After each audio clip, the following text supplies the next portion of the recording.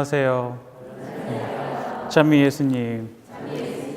예, 저는 보스턴 대교구 소속 배웅진 크리스토퍼 신부이고요. 먼저 이렇게 대림 강의에 초대해 주신 박돈 보스코 신부님과 김영민 미카엘 신부님께 감사드립니다. 회의사 다닐 당시에 제가 만으로 27이었거든요. 그때 이제 남들 하는 것처럼 큰 인생의 그림을 그렸어요. 그래서 한 3년 일하고 이제 결혼해서 이제 아이들 다 낳고 아이들을 이제 대학 보내고 나면은 한 65 되겠구나. 그리고 한 20년 더 살면 이제 죽겠구나라는 생각이 들더라고요. 근데 정말 죽는구나 이렇게 생각이 들었어요. 그러니까 내 인생의 그 마스터 플랜의 끝은 죽음이 있더라고요. 그걸 몰랐어요. 보니까 정말 죽음이 있구나 하니까 인생의 끝에서 기다리고 있는 죽음을 피할 수 없다고 하니 이 삶이 굉장히 허무해지더라고요. 구약에 있는 그 코엘렛의 시작이 이렇게 되잖아요. 그 허무로다 허무, 모든 것이 허무로다. 그래서 여기서 말하는 이 허무가 저한테 정말 뼈저리게 온 거예요. 그래서 정말 죽음 앞에서 모든 게 정말 허무더라고요. 그러니까 아무리 돈을 많이 번들, 아무리 사회적으로 성공을 한들, 내가 죽을 때 이것들을 다 가져갈 수가 없는데 왜 사서 고생을 하는지, 내 주위를 보면은 신을 믿지 않는 사람들도 많고, 천국을 믿지 않는 사람들도 허다한데, 정말 신이 없다고 치면, 어차피 죽을 인생인데 그냥 빨리 죽는 게 낫지 않나라는 생각도 했어요. 그러니까 여러분도 아시다시피 인생이 즐거울 때도 있지만, 고통받을 때가 힘들 때가 워낙 많잖아요. 그래서 아직 제가 사제가 된 지 1년 반 좀밖에 안 됐는지만, 예를 들어서 특히 고부 간의 갈등은 정말 답이 없는 것 같아요.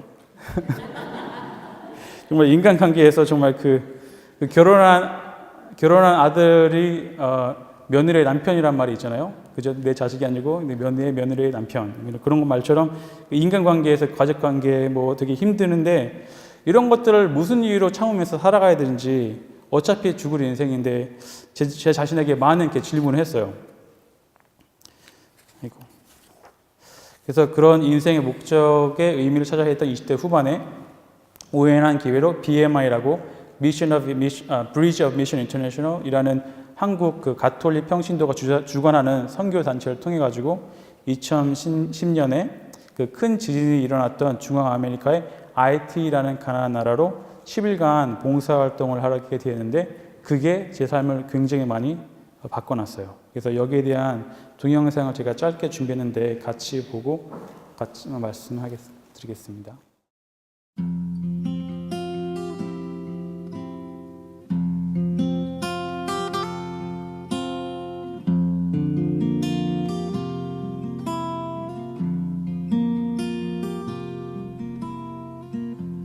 Nail-pierced hands, wounded side.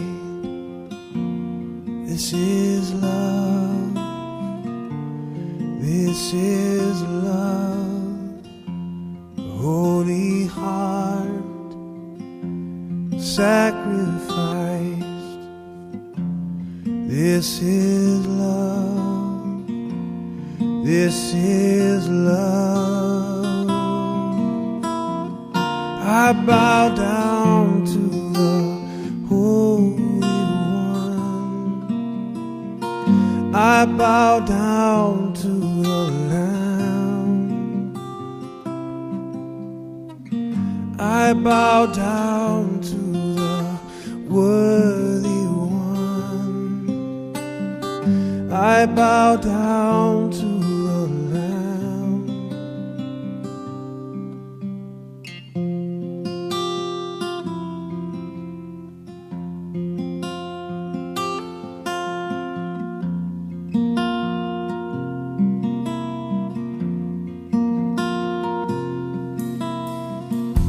The Son of God died for us. This is love. This is love. He walked the hill. He bore the cross. This is love. This is love. I bow down to the Holy One. I bow down to the Lamb. I bow down to the worthy one. I bow down to the Lamb. I bow down to the Holy One. I bow down to the Lamb.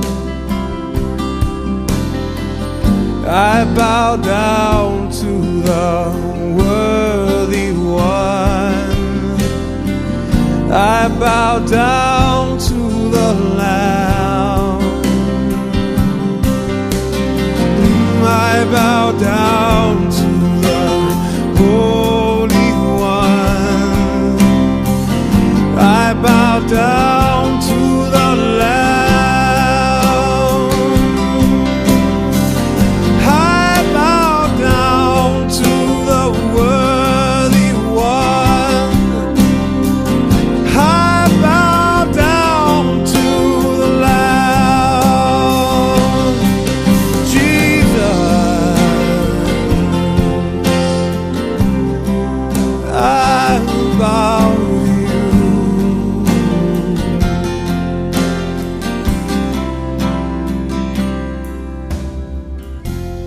Nail-pierced hands, wounded side. This is love. This is love.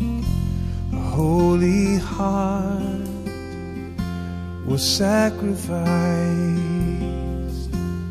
This is love. This is. 이 선교 여행 전에는 저는 돈이 없으면 행복할 수 없다라고 생각했어요. 근데 왜냐하면 집도 있고 차도 있고 내가 원하는 것을 마음대로 살 수 있어야지 행복할 줄 알았는데, 그러니까 제가 IT에서 했던 것은 그 Missionary of the Poor이라는 그 수도원에서 운영하는 양로원과 고아원에서 그러니까 어른들 씻겨드리고 뭐 챙겨드리고 고아원에서 아기들 씻겨주고 옷 입히고 밥 먹이고 같이 놀아주는 거였어요. 그래서 저는 가정에서 벌어지는 그런 사람들의 얼굴에 웃음이 있을 거란 상상 못했거든요. 근데 거기서 그 사람들, 가난한 사람, 벌어진 사람들 얼굴에서 미소가 있을 수 있다는 사실에 굉장히 놀랐어요. 굉장히 큰 충격이었고, 돈이 행복의 전제 조건이라고 믿었던 저에게 아무것도 가진 게 없는 IT 사람들의 웃고 있는 모습이 마치 나는 9개를 가져도 1개를 더 갖고 싶어가서 아둥바둥하는 그런 모습이었고, 그 사람들은 1개를 갖고 있지만 그 1개에 감사하니 정말 나름 행복한 삶을 살고 있는 게 아닌가라는 생각이 들었어요.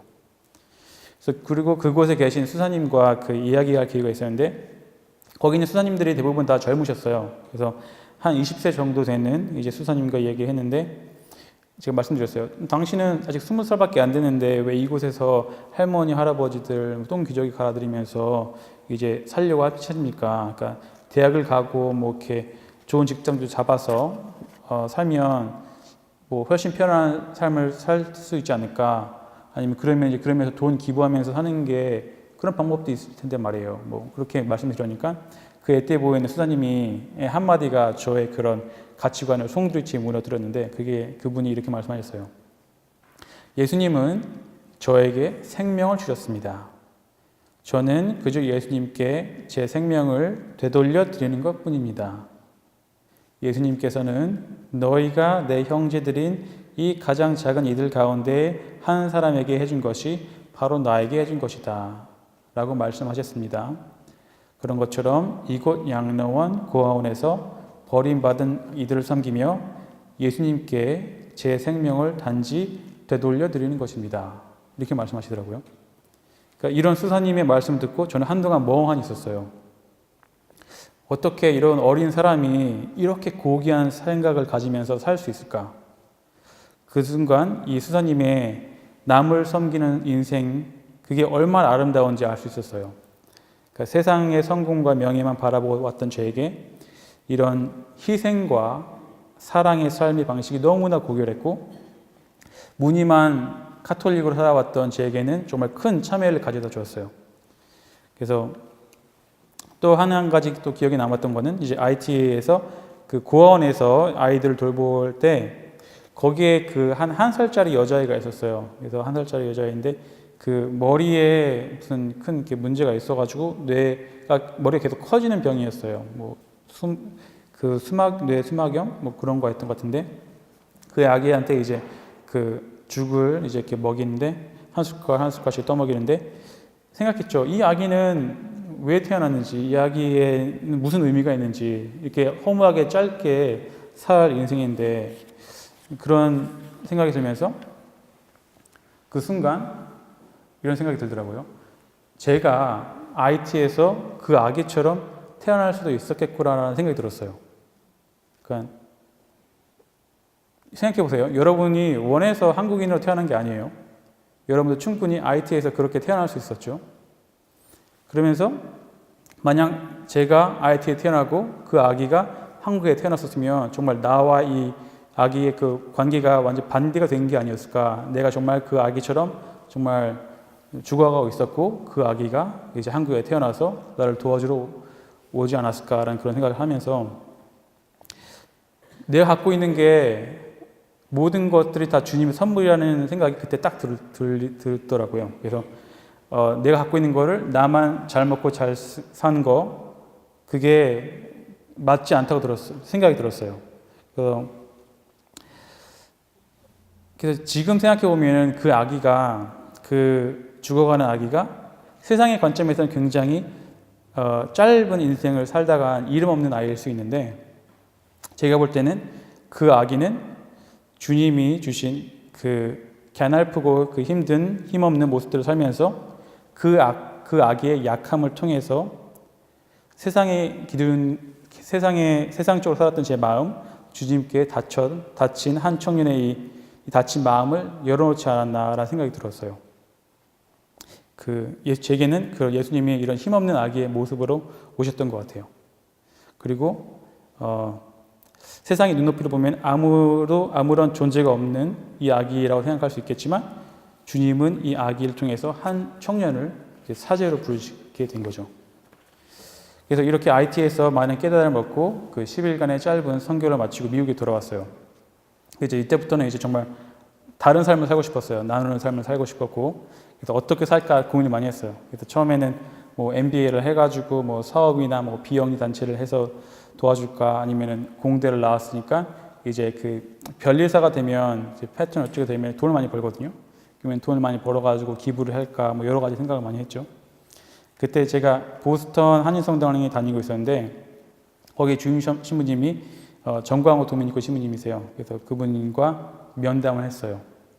제가 이런저런 얘기하고 하니까 그 신부님이, 크리스야, 너 혹시 신부 될 생각 없니? 이렇게 말씀하시더라고요. 그래서 저는 말씀드렸죠. 아니요, 전 결혼할 건데요. 근데 신기하게도 그때 이후부터 그 사제 성소에 대한 생각이 제 머릿속에 떠나지가 않았어요.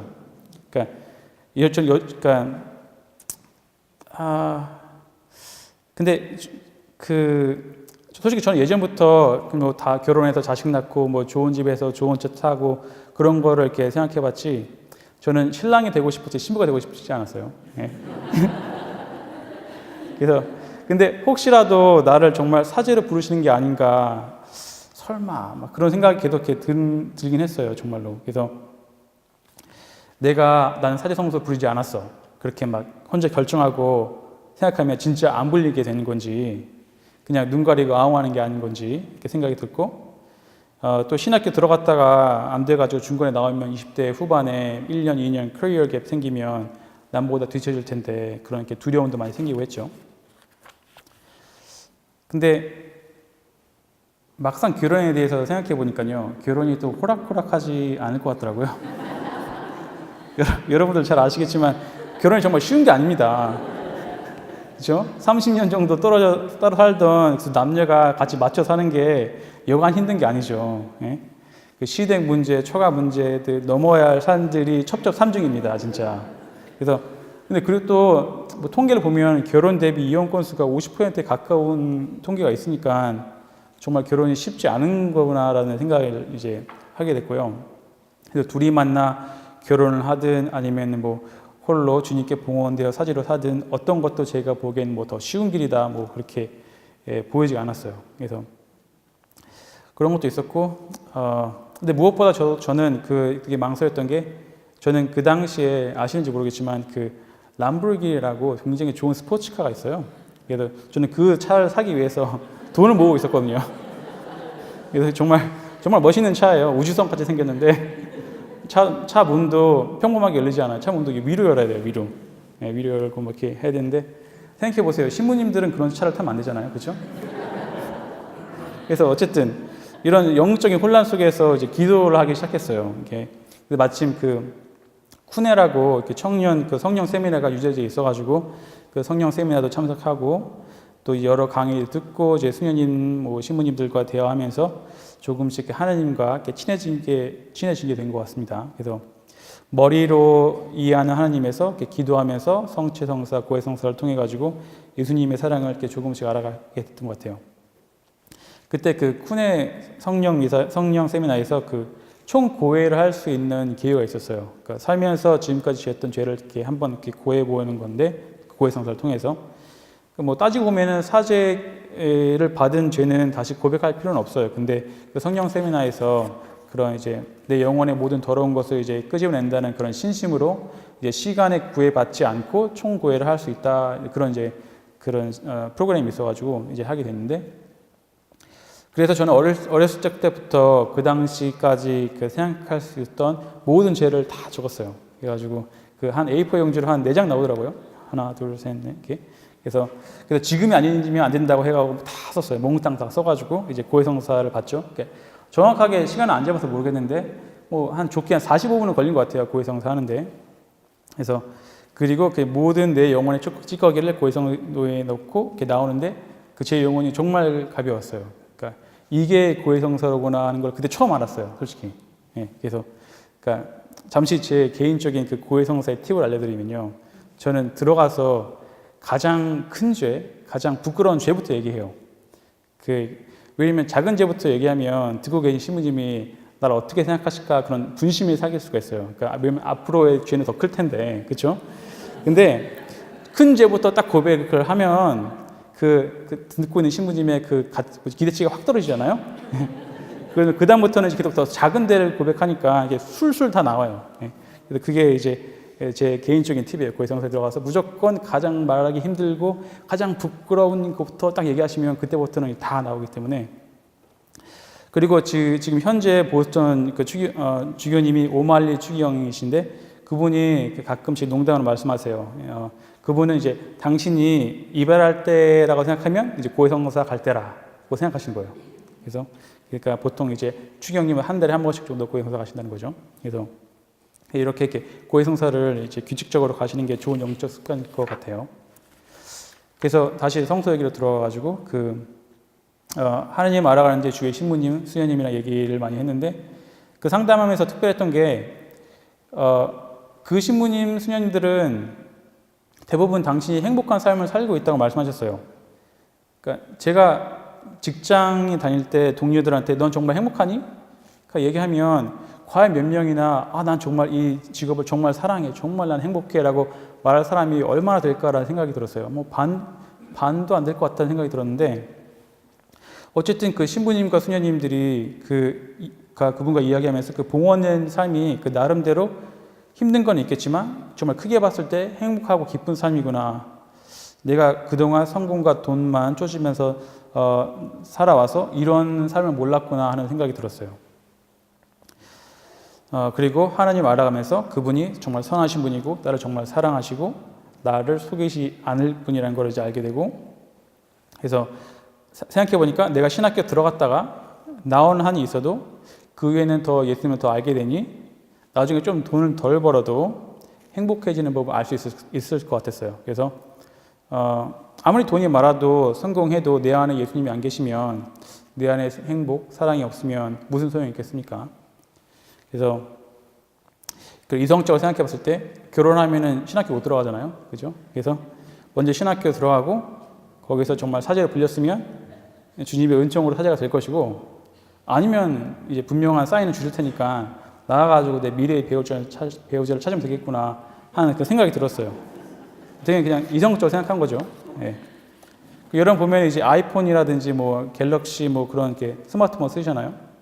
근데 혹시 그 전화기 사용법이나 새로운 애플리케이션 같은 거 이렇게 사용법을 모르시면 누구한테 물어보는 게 가장 좋을까요? 아무래도 그거를 만든 사람한테 물어보는 게 정답이겠죠. 다 아니까. 그런 것처럼 우리 삶에서 내가 어떻게 살지 모르시면 물어보는 게 당연히 우리 창조주한테 물어보는 게 정답이겠죠. 그분이 우리를 만드셨기 때문에. 그래서 살면서 중요한 결정을 내리실 때가 많으실 텐데 그때마다 여러 가지 놓고 어느 게 가장 최적인가라고 결정하실 수도 있겠지만 주님께 맡기고 그분이 정말 뭘 원하시는지 그걸 따라가는 게 더 현명하지 않을까라는 생각이 들어요. 그래서 제가 사제성소에 대해 생각하면서 이거를 가장 식별하는 방법이 그 신학교를 가는 것만큼 좋은 게 없더라고요. 그래서 근데 교구마다 다르겠지만요. 보스턴 대교구는 그 신학교가 신학교 학비가 무료예요. 신학교 학비가 무료고 그다음에 이제 밥값도 밥 자는 거 다 대주고 그다음에 헬스 인슈런스 나오거든요. 그다음에 이제 용돈도 가끔씩 줘요. 그러니까 이제 그리고 중간에 신학교 그만두고 나가도 비용을 청구를 하진 않아요.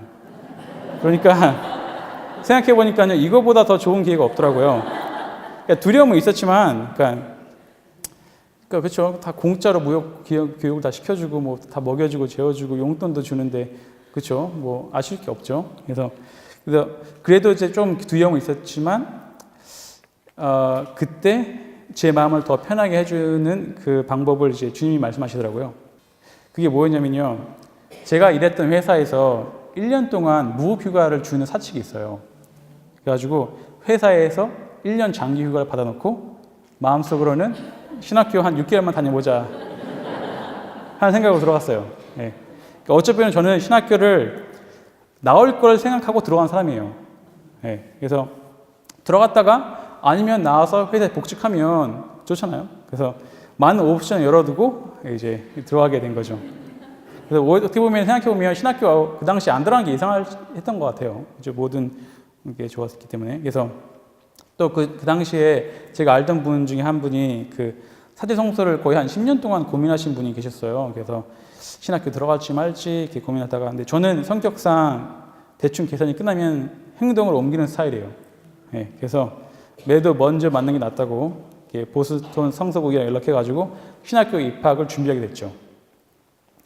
그래서 부모님이 계신 캘리포니아 쪽 교구도 잠시 생각해봤는데 뭐 어차피 6개월에서 1년 할 텐데 굳이 짐을 다 싸가지고 캘리포니아 가는 바에는 가까운 보스턴에 들어가는 게 좀 합리적인 거라 생각이 들어가지고 보스턴으로 그냥 아무 생각 없이 보스턴에 지원한 거예요. 네.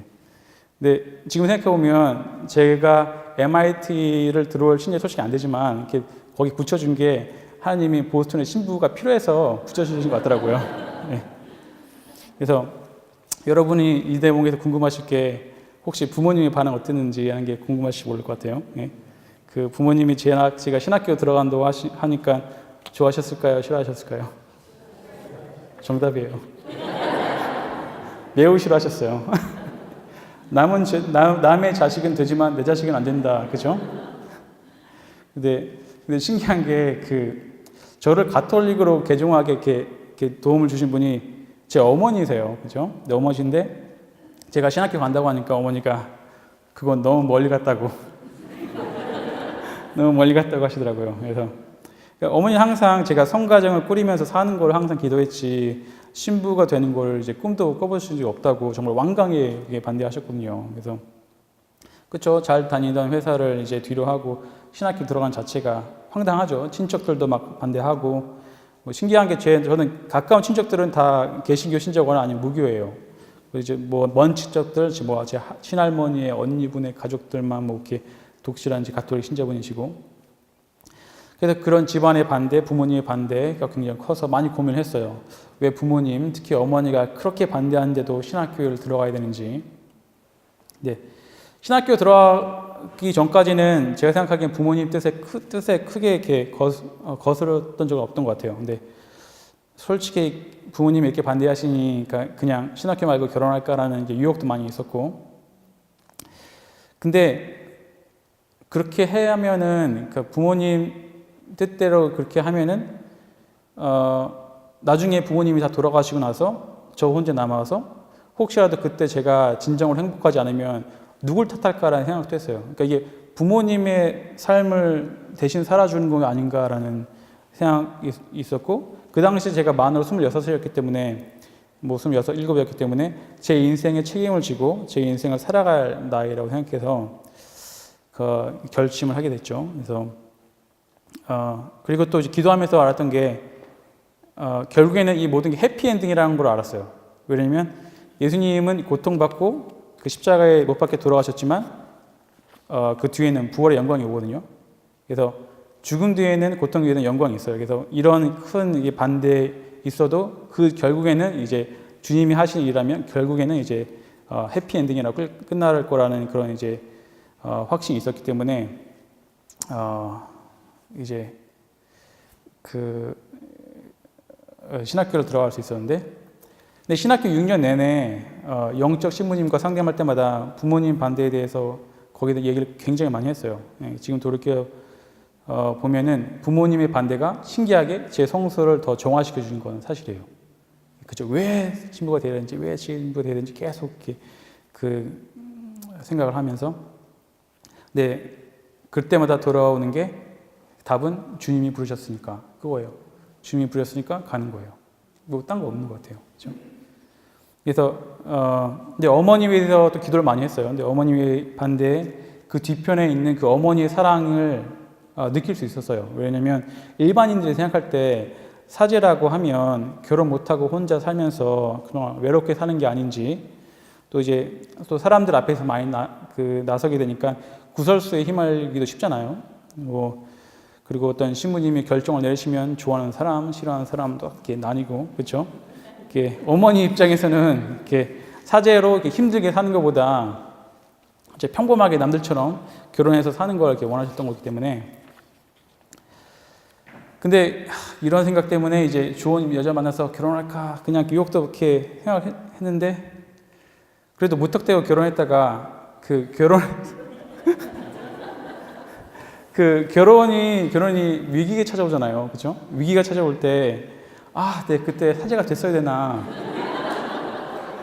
그때 젊었을 때 확실히 식별을 했어야 되는데 괜히 결혼해가지고 이 사람과 막 이런 생각이, 그런 후회가 들까봐, 이런 후회를 갖고 평생을 살까봐 저는 아무리 생각해도 이게 신학교 무조건 들어가야 되는 것 같더라고요. 그래서 신학교 들어갔어요. 그 2010년에. 그래서 저는 잘 보냈던 것 같아요. 그 20대 중후반에 하는 고민들의 90%가 결혼 아니면은 직장이에요. 근데 저는 신학교 들어온 이상 그런 걱정을 할 이유가 없거든요.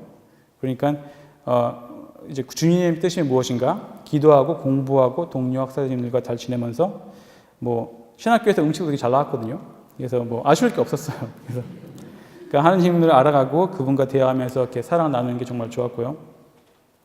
그러니까 한 가지 예를 들면은 참고로 제가 대학원 다닐 때는 학생들 간의 경쟁이 되게 심했어요. 그래서 뭐 꼭 다 그런 건 아니지만 어떤 수업은 A를 받는 숫자가 딱 정해져 있어요. 그래서 내가 A를 맞으면 다른 사람은 C를 맞는 그런 거기 때문에 굉장히 경쟁이 치열했는데, 신학교에서는 뭐 아파서 뭐 수업을 빠지고 하면 동료 학사님들이 서로 필요한 걸 보여주거나, 아니면 이제 뭐 제 동기 중에는 베트남에서 오신 학사님들이 2분 계셔가지고 영어가 힘드시니까 저희가 돌아가면서 이제 개인 과외도 해주고 막 그랬거든요. 그러니까 그런 모습을 보면서 되게 아름다웠던 것 같아요. 그 신학교에서 그 삶이. 그러니까 결혼도 남녀가 서로 좋아하고 합의해야 하는 것처럼 주님의 부르심도, 주님이 부르시는 것도 중요하지만 신학생 스스로도 이제 예스를 해야 되거든요. 그러니까 서로 예스를 해야 되는데, 저는 그 타이밍이, 그러니까 신학교 1학년을 마치고 그 여름방학 때 찾아왔어요. 그래서 여름방학 때 신학생들을 위한 특별 프로그램이 있어가지고 오마에 갔었는데 거기서 여러 가지 수업 듣다가 이제 병자성사에 대한 이렇게 수업을 이렇게 들었어요. 그래서 그 한 인간이 세상을 마감하는 그 고귀한 순간에 신부로서 가서 그 사람의 고해성사를 듣고 병자성사를 주고 또 임종전 전대사를 주는 그런 어떤 그런 경험을 어떤 그 한 신부님이 나눠주셨는데 그 얘기를 듣고서 이 사제의 삶이 정말 뜻깊은 거구나라는 생각이 들었어요. 그래서 정말 고해성사랑 전대사를 받으면 그 죽어가는 한 인간은 임종 후에 천국을 들어가는데 아무런 신학적으로 봐서 아무런 거리끼는 게 없거든요. 그렇죠? 고해성사를 받으니 모든 죄가 사라지고 전대사를 받으니 모든 벌이 면해지니까 연옥도 거치지 않고 슉 가게 되니까 그 정말 임종 전 그런 성사를 주는 한 사제의 모습에서 이 한 영혼을 진짜 그 지상에서 천국으로 올리는 그런 모습이 딱 이렇게 상상이 되면서 이거구나라는 생각이 들었어요. 그때 이거구나, 이 길이구나. 그래서 그런 생각이 들어서 제게는 정말 예수님의 도구로서 한 영혼을 천국으로 이끄는 것만큼 의미 없는 일이 없다고 이렇게 느껴졌어요. 그래서 제가 신학교 1학년을 마쳤을 때 그때 그 프로그램에 있는 곳에 그 성당에 가서 성지 앞에 가서 이제 무릎 꿇으면서 예수님께 말씀드렸죠. 그래서 주님 정말 당신이 원하신다면 사제가 되고 싶습니다. 이렇게 말씀드렸어요. 그래서 그때 그 감동과 그 벅찬 마음 아직도 생생하고요. 그리고 그때 이후부터는 사제 성소에 대한 그 식별은 대충 마무리가 되었고 그 다음에 이제 주님의 은총에 의지해서 좋은 사제가 되는 거기에 이렇게 노력하게 됐고요. 신학교 다니면서 1년에 여름방학, 겨울방학 이렇게 2번씩 캘리포니아에 있는 부모님 뵈러 갔는데 첫 한 2년 정도는 방학 때마다 그 부모님과의 대화가 그러니까 좋게 말하면은 이제 신학적인 논쟁이었어요. 좋게 말하면. 그래서 어머니는 특히 언제 신학교 나올 거냐고 이제 자주 물어보시고 우스갯소리지만 정말 신학교를 나오는 거를 지향으로 하는 기도팀을 꾸리겠다고. 그렇죠? 처음 들어보는 것 같아요. 네. 그래서 정말 그 애초에 그 신학교를 갈 거 알았으면 밥이랑 김치밖에 안 줬을 거라고. 네. 괜히 비싼 돈 들여가지고 교육시키고. 네. 너 어머니 정말 너무 억울하다고 하셨어요. 그렇게 너무 자주 말씀하셨어요. 그래서 그리고 그때마다 이렇게 어머니 눈가 이렇게 눈물 이렇게 보이는데 너무 그때 마음이 아팠죠. 근데 어쩔 수 없죠. 뭐 주님이 부르시는데 그렇죠. 저는 그냥 기도하는 방법밖에 없었어요. 네. 그래서 그 신학교 들어간 애 정말 처음 몇 해에는 부모님을 설득시키려고 막 이렇게 노력을 했는데 서로 마음만 상했어요. 솔직히. 그래서 그러다가 이제 신학교 13학년 정도를 마치고 그 한 피정을 했었는데 그때 한 깨달음 얻었던 게 뭐냐면 그 보스턴 외곽으로 그 서쪽으로 한 차 타고 2시간 정도 가면은 스펜서라는 타운이 있고 거기에 트래피스트 수도원이 있어요. 그래서 그 봉쇄 수도원인데 거기서 한 피정 5일 정도 했어요. 그 시골 정말 그 숲속 언덕 위에 있는 그 수도원이 있어가지고 그 뷰가 굉장히 좋았어요. 내려다 보이는 그런 숲들 정말 멋있는 곳이고 정말 고요하고 정말 하루는 그 길을 따라서 산책을 하고 있었는데 그쵸 땅에 피어 있는 조그만 이렇게 들꽃들 같은 것들도 보고 이렇게 하는데 그쵸 이런 마음의 여유를 주신 주님께 감사하면서 이렇게 거느리고 있었는데 그때 땅에 뭔가 이렇게 꼼지락꼼지락하는 게 보이더라고요. 이렇게 보니까 딱 이렇게 보니까 뭐냐면은 무당벌레 같은 게 이렇게 뒤집어져 있어가지고요. 하늘을 향해서 허공을 향해서 다리를 이렇게 막 하고 있는 그런 모습이었어요. 되게 안타깝잖아요. 그래서 저는 이렇게 뒤집어 주고 싶었어요. 그 벌레를. 그래가지고 발로 이렇게 톡톡 이렇게 했거든요. 그래서 딱 다시 보니까 안 움직이더라고요. 보니까 제가 죽인 거였어요. 그러니까 정말 제가 벌레를 정말 제대로 잘 도와주고 싶었으면 이렇게 숙여가지고 나뭇가지로 이렇게 살살 이렇게 해줘야 되는데 정말 급한 마음에 대충 이렇게 발로 하니까 죽잖아요. 그래서 그러니까 이런 것처럼 그러니까 남을 생각하는 마음도 중요하지만 그것이 상대방이 알아들 수 있게 잘 전달하는 게 또 중요하다는 걸 그때 깨달은 거예요. 네. 그래서 아직은 부모님께서 많은 시간이 필요하시구나 그런 걸 이제 알게 됐고, 그러니까 제 생각, 그 사제성소에 대한 제 생각을 신학적으로 설명하는 게 최선이 아니구나라는 생각이 딱 들었어요. 그래서 무조건 부모님께 잘해드리고 이렇게 부모님을 사랑하고 하는 게 우선이겠구나.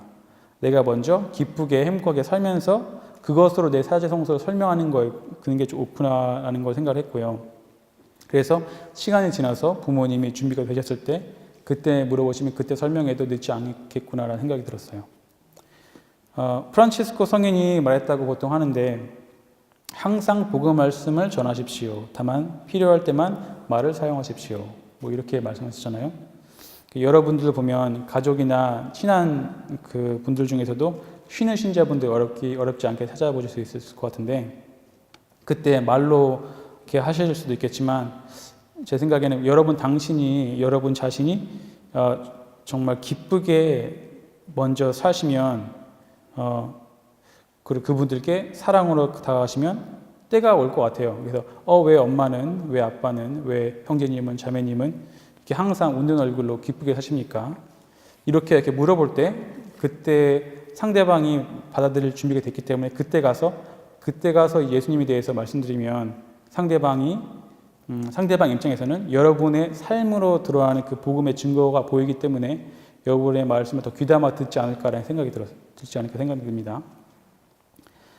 그리고 그 신학교 생활에 잘 적응해서 이렇게 편하실 무렵에 그 사제서품을 한 1년 반 정도 남기고 한 가지 이제 중요한 일이 있었는데 그 포메이션 이브닝이라고 그 신학생들을 모아놓고 이제 양성 지도해 주시는 신부님이 한 말씀 해주시는 그런 정기적인 시간이 있었어요. 거기서 한 신부님이 말씀해 주시는데 그 중에서 마음이 와닿았던 게 뭐냐면 그 신부님이 신학생들에게 너희들은 예수님을 잘 모르고도 사제서품을 받을 수가 있다라고 말씀하시더라고요. 그게 무슨 말이냐면 예수님을 책으로만 배우고 정말 예수님과 그 퍼스널 릴레이션십 없는 상태에서 사제서품을 준비하지 말라는 그런 당부의 말씀이었어요. 그래서 그 이야기를 듣는 순간 내가 정말 예수님과 퍼스널 릴레이션십이 있는지 정말 되돌아보게 됐어요. 신학교에 들어와서 공부하느라고 내가 예수님을 그동안 책으로만 만나지 않았나? 어떻게 하면 예수님과 더 친밀하게 다가갈 수 있을까? 그러니까 고민하다가 이제 30일 피정을 신청하게 됐어요. 그러니까 이냐시오 영신수련이라고 하는데요. 그동안 그러니까 신학교에서 1년에 한 번씩 5일 정도 침묵 피정을 했고 그때만 정말 좋았어요. 그래서 이제 내가 이 침묵 속에서 내 영혼이 이렇게 맑아질 수 있고 고해질 수 있구나. 그러면서 이제 30일 피정에 대해서 관심이 생겼고요. 한국에서는 학생들이 이제 30일 피정들 많이들 하시는데 제가 있던 신학교는 없어가지고 학장님과 조율해가지고 2015년 여름방학 때 7월 한 달간 미사와 30분 정도의 그 지도신문과의 영적 상담 제외하고 30일 동안 침묵에 있었어요. 그래서 전화기, TV 그런 거 다 없고 30일 동안 침묵했었는데 그 4주로 됐던 프로그램이에요. 그래서 첫 주에는 그 주님의 사랑, 나의 죄, 나의 죽음 후 예수님 앞에 섰을 때, 또 주님의 부르심에 대해서 묵상하고, 그 다음 주부터는 예수님의 삶과 고난과 죽음, 부활 등을 묵상하면서 하루에 4시간에서 5시간 정도 이렇게 기도하는 거였는데, 한 3일 때쯤 됐을 때 생각이 나는 게, 제 방 안에서 이제 천장을 이렇게 보고 있었거든요. 근데 아직 3일밖에 안 됐구나라는 생각이 들면서, 아직도 27일이나 남았는데 어떻게 보낼까라는 이렇게 생각이 고민도 했어요. 근데 한 일주일 정도 지나니까 되게 침묵이 정말 좋더라고요. 예를 들어서 이 물병에 흙을 넣어서 이렇게 흙탕물 만들어서 이렇게 흔들잖아요. 그래서 여기 탁자에 딱 놓으면은 시간이 지나면 쫙 다 가라앉잖아요, 침전물이. 그런 흙탕물 있을 때는 만약에 위에서 뭘 이렇게 떨어뜨리면 보이지 않잖아요, 가려가지고. 그렇지만 다 가라앉았을 때 위에서 이렇게 물병 위로 이렇게 떨어뜨리면 그 물이 맑기 때문에 다 보이잖아요. 그런 어떻게 보면 하느님의 메시지가 따져보면. 그래서 우리 삶에서도 정말 그런 침묵하는 게 굉장히 중요한 것 같아요. 너무 바쁜 상황이기 때문에 너무 이렇게 그런 상황에서 기도해도 정말 분심만 들고 예수님이 좀 생각해보면 예수님이 침묵 속에서 가장 크게 말씀하시거든요. 근데 내 마음속에 그런 분심 그런 것들이 다 받지 않으면 아무리 예수님이 크게 말씀하셔도 이렇게 들어오지 않을 것 같은데 그 정말 침묵 속에서 성취조배 하시면서 모르겠어요. 30분, 1시간 이렇게 길게 이렇게 침묵 속에 하시면 정말 내 모든 마음속에 그 잡념이 이렇게 푹 가라앉았을 때 그때 이제 예수님께서 한 말씀 하시면 그게 여러분께서 잘 캐치할 수 있지 않을까라는 생각이 들어요. 근데 묵상하면서 이제 거기 30일 피정하면서 힘든 점도 많이 있었죠. 그 중에 하나가 뭐냐면 예수님의 삶에 대해서 삶과 묵상하면서 예수님의 삶을 묵상하면서 제가 고칠 게 되게 많더라고요. 뭐 용서하라, 뭐 불필요한 거를 없애고 뭐 검은수하게 살아라, 뭐 그래가지고 그 30일 피정하는데 시간이 가면 갈수록 예수님과의 대화를 좀 꺼리게 됐어요. 왜냐면 예수님과 대화하면 할수록 제가 고칠 게 너무 많아가지고 너무 힘든 거예요. 그래가지고 원래는 그 성서 안으로 완전히 들어가가지고 예를 들어서 내가 사도가 돼서 예수님과 얘기해보거나 무슨 뭐 이렇게 그렇게 해서 2000년 전에 성서 내용이 예전에 그런 책이 아닌 정말 이 살아있는 이 성서가 돼서 이 성서를 통해서 이 성령의 이끄심으로 이제 살아계시는 예수님을 만나보는 그런 거였는데 계속 예수님과 말을 걸 때마다 고칠 게 계속 나올까봐 두려워가지고 이제 예수님과 직접 대화하기보다는 주변 인물이 되어가지고 그 상황을 관찰하기만 했어요. 그 기도 상황에서. 그러다가 피정을 한 3일 정도 남겨놓고 제 영적 지도자 신부님이 그걸 딱 아신 거예요. 그래서 너는 왜 예수님과 대화를 하지 않냐고. 지금 3일 정도밖에 안 남았다고 이 피정이. 그래서 you really need to talk to Jesus. 막 그러는 거예요. 정말 예수님이랑 지금 얘기해야 된다고. 그래서 알겠습니다. 해가지고. 그래서 그 다음 시간에 정말 예수님과 얘기해야겠다 마음을 먹고 기도를 시작했어요. 그 묵상했던 구절이 그 30일장 끝나가는 거였기 때문에 예수님의 부활에 대한 그 묵상이었어요. 그래서 그 보면은 부활하신 예수님이 제자들과 바닷가에서 아침 식사를 하고 있는 그 구절이 있었는데 거기서 이제 그 예수님이 베드로에게 너는 나를 사랑하느냐라고 3번 말씀하시는 그 구절이 있는데 그 구절을 묵상했어요. 그래서 기도하면서 예수님과 아침 식사를 하는 것을 이렇게 상상해 봤어요. 그래서 맛있게 먹고 있다가 예수님이 좀 있다가 제게 산책을 하자고 이렇게 제안하시더라고요. 그 기도 중에서. 그래서 네, 뭐 같이 산책하죠. 그래서 같이 이제 바닷가를 거닐었는데 그때 이제 물으셨어요. 너는 나를 사랑하느냐? 좀 딱 물어보는데 그때 당시 저는 제가 예 사랑합니다라고 말이 쉽게 안 나오더라고요. 솔직히. 그래서 그때 정말 속 터놓고 다 얘기했어요. 주님, 제가 믿음이 정말 약합니다. 제가 뭐 이런 것도 모르고 뭐 너무 나약합니다. 솔직히 말해서 저는 어떻게 기도하는지도 모르겠습니다. 뭐 그렇게 얘기를 했는데 그때 주님이 제가 이렇게 말씀하신 것 같았어요.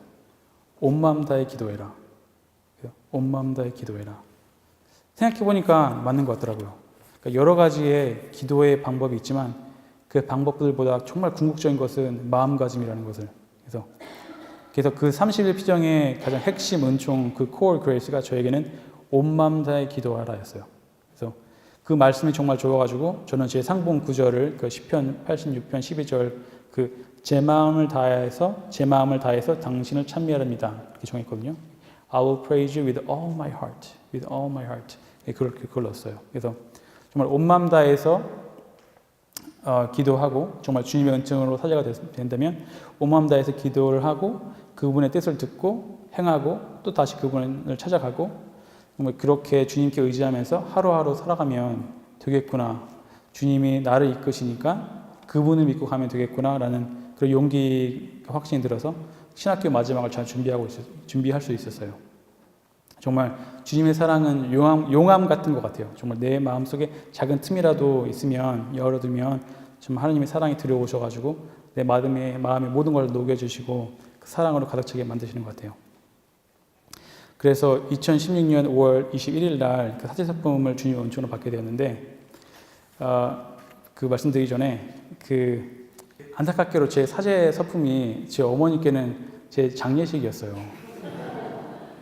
너무 많이 우셔가지고 정말 오해를 하셨거든요. 네, 너무 거의 실신까지 하셨던 것 같아요. 그래서 너무 이렇게 힘드시니까 특히 뭐 제가 그 누울 때가 있잖아요. 그때 뭐 그럴 때 뭐 너무 이렇게 우신 것 같아요. 그래서 지금은 그러니까 솔직히 제가 신학교 간다고 말씀드린 이후부터 성당 안 다니세요. 예. 그래서 지금까지 성당 안 다니세요. 그래서 정말 마음을 풀어주시는데 정말 오랜 시간이 걸리는 것 같아요. 근데 그래도 처음보다는 지금 많이 좋아졌어요. 좋아지셨는데 많이 시간이 걸리는 것 같아요. 그래서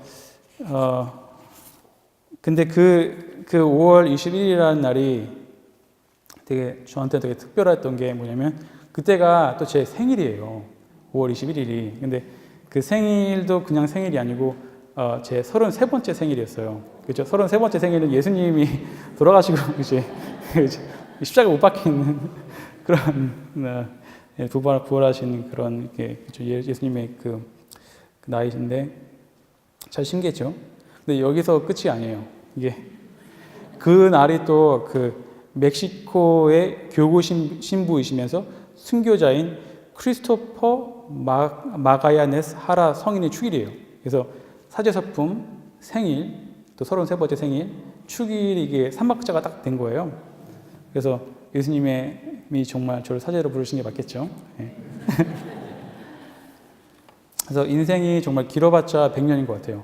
그러니까 우리 인생은 정말 짧고 이 세상을 다 가져도 빌 게이츠처럼 돈이 많아도 주님이 나와 함께 있지 않으면 천국에 들어갈 수 있지 않으면 우리는 궁극적으로 가진 게 없지 않나 생각이 들고 하지만 이 세상에 가진 게 없어도 주님께서 나와 함께 하시면 천국문에 들어갈 수 있으면 모든 것을 갖고 있지 않나라는 생각이 들어요.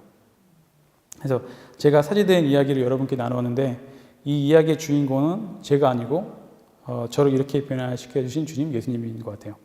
그래서 세상의 부와 명예와 권력만 보면서 살아왔던 저를 당신의 사랑으로 부르셔가지고 당신의 사제로 만든 예수님의 이야기인 것 같아요. 그래서 우리 모두는 정말 무에서 나띵에서 왔어요. 그래서 우리가 이 세상에서 클레임할 것은 우리가 내 것이라 주장할 건 정말 아무것도 없는 것 같아요. 그래서 주님이 원하신다면 돌려드리는 게 마땅한 것 같고 또 혹여 여러분께서 이렇게 주님께 봉헌된 삶, 되돌려 드리는 그런 삶이 두려우시는지 질문이 궁금합니다. 그래서 주님의 말씀을 듣고 주님을 내 삶의 중심에 두는 것이 두려우신지. 그래서 끝으로 제가 베네딕토 교황 16세의 말씀을 남기고 싶어요. 베네딕토 교황님께서 교황으로 취임하시는 미사에서 교황 성인 요한 바오로 2세 말씀을 이제 묵상하면서 이렇게 말씀하셨어요. 우리는 모두 어느 면에서는 두려움을 가지고 있지 않습니까? 우리가 그리스도께서 우리 삶에 완전히 들어오시도록 한다면, 우리가 그분께 우리 자신을 완전히 연다면 그분께서 우리에게서 무언가를 빼앗아 가실까 봐 두려워하지 않습니까? 무엇인가 중요하고 무엇인가 독특하고 무엇인가 인생을 아름답게 해주는 것을 빼앗길까 봐 두려워하지 않습니까? 우리가 그리스도를 우리 삶 안에 모시면 우리 삶을 자유롭고 아름답고 위대하게 하는 그 무엇 가운데 아무것도 절대로 아무것도 잃어버리지 않습니다. 오직 주님과의 친교 안에서만 생명의 문이 활짝 열립니다. 오직 이 친교 안에서만 인간 실존의 위대한 잠재력이 진정으로 드러납니다. 오직 이 친교 안에서만 하나님의 아름다움과 자유를 체험하게 됩니다. 그리스도를 두려워하지 마십시오. 그분께서는 아무것도 빼앗아 가지 않으시고 여러분에게 모든 것을 주십니다. 우리 자신을 그분께 바치면 우리는 100배의 보상을 받게 됩니다. 그렇습니다. 그리스도를 향해 문을 활짝 여십시오. 그러면 여러분은 참된 생명을 발견하게 될 것입니다. 아멘.